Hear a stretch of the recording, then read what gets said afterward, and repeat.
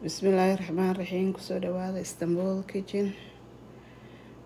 Maanta waxaan sameysanaynaa basbaas. Basbaas somali. The best basbaas ever.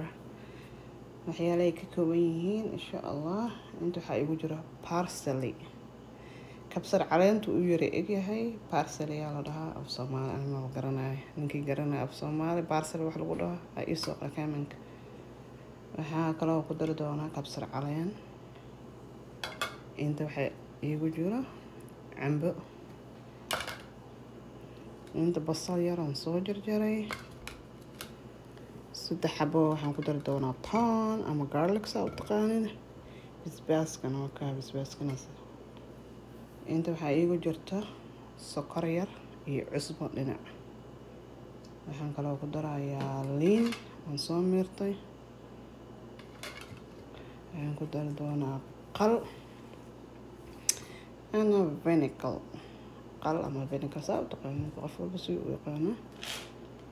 waxaan ku dari doonaa black pepper filfil.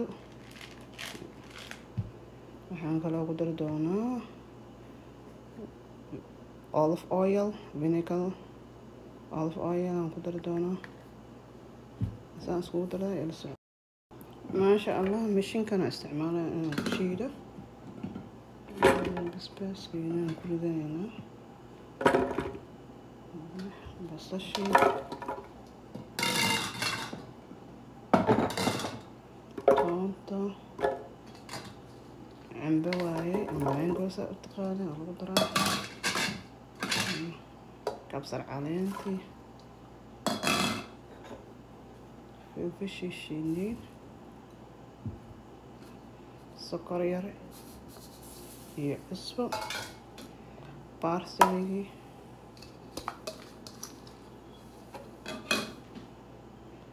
liintii aan ku darayo.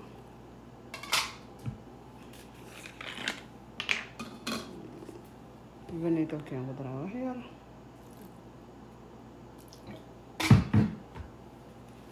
waxaan kaloo ku darayaa extra vinegar olive oil.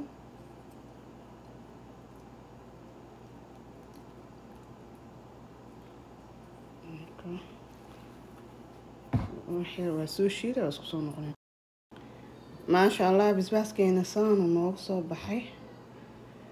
basbaas macaan badan waaye caraf macaan maasha Allah oo isku darsaday. sidiisa hadaa ku cuni kartaaba.